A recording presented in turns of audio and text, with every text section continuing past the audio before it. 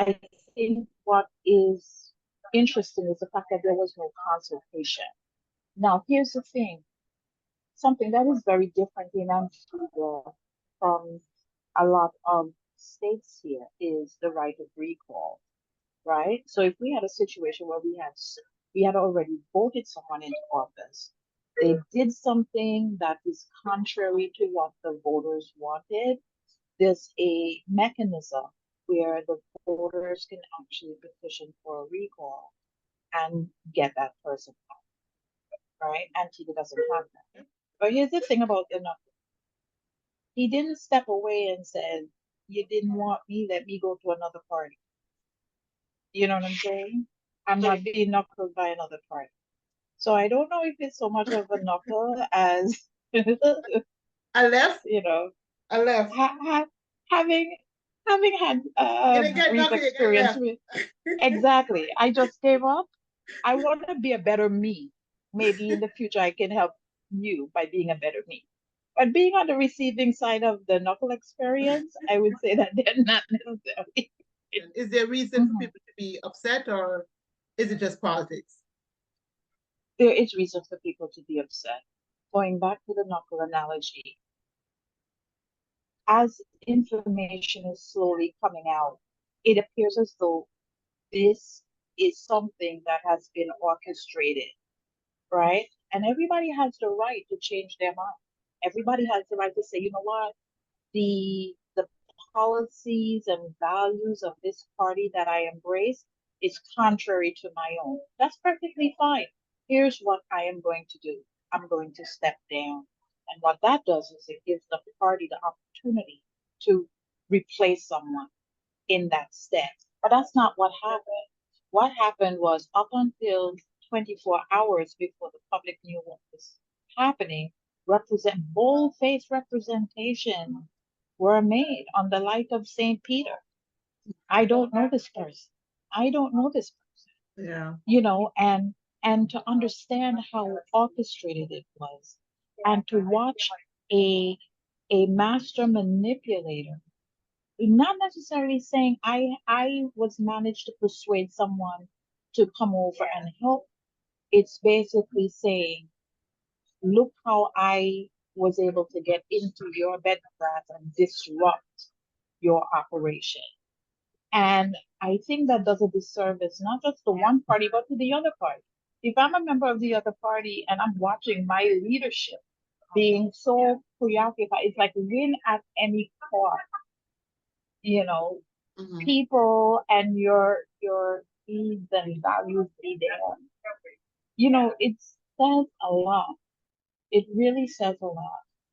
What Where I do the think, people where do mhm, the people what do the people of All Saints West, if they feel left or knuckled or whatever analogy we're working with, what recourse do they have? You mentioned about recall. I believe that would be a constitutional thing. So talk right. us through that.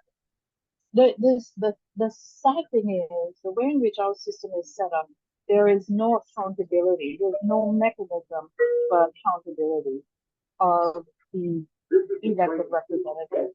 Sometimes when I hear something that's very troubling to me is when I hear persons who ran for office after the election, they talk about the level of debt that there is. And I'm like, how are you in debt?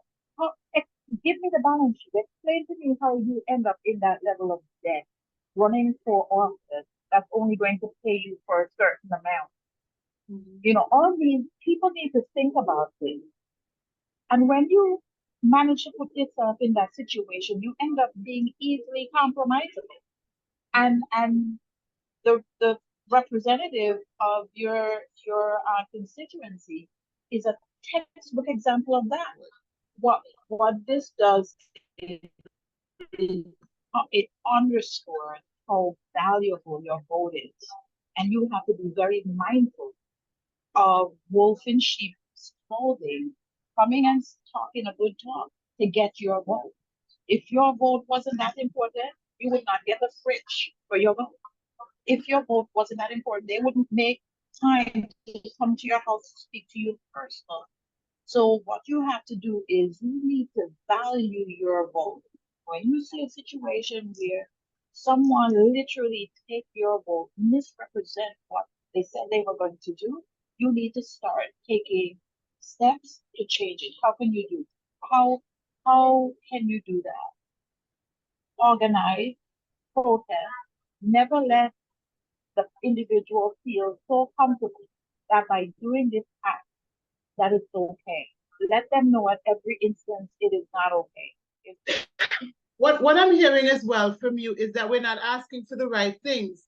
Because if we're settling for fridges and whatever when they're campaigning, as opposed to, well, where do you stand on constitutional reform? Where do you stand on the things that matter to me to bring true exactly. democracy to our country?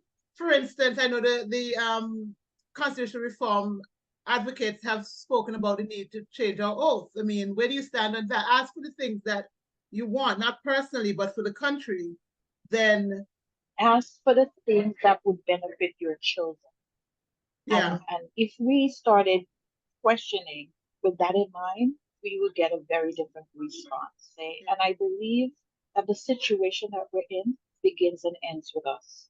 Because if we're not prepared to ask the right questions when these people come around, if we're not prepared to make sure that our votes are informed, if we're not prepared to advocate for civics in school so we understand the ramification of our votes and the role of these MPs and our role as citizens, then it's just an exercise in futility and nothing will change.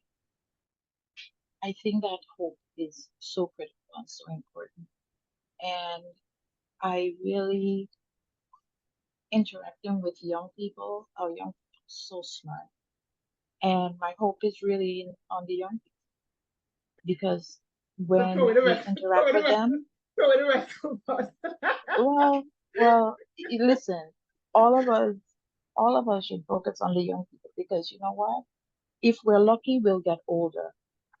If we're lucky, we'll get older. And these are the people who will be taking care of us.